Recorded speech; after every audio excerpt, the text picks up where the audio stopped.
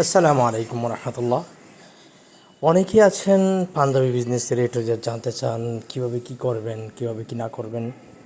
চেষ্টা করব এখন থেকে ছোট ছোট ব্লগের মাধ্যমে আপনাদেরকে, যারা ক্লথিং নিয়ে কাজ করতে চান, যাদের ক্লথিং ছোটো ছোটো আপডেট দিতে, আমরা কীভাবে কী করি, কোথা থেকে কী আনি, সব কিছু ইনশাল্লাহ চেষ্টা করব যে আপনাদেরকে ব্লগ আকারে আপডেট দেওয়ার জন্য।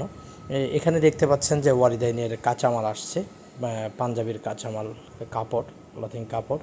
আমরা কাঁচামালগুলো সংগ্রহ করি ইসলামপুর থেকে, ইসলামপুর ক্লথিং মার্কেট।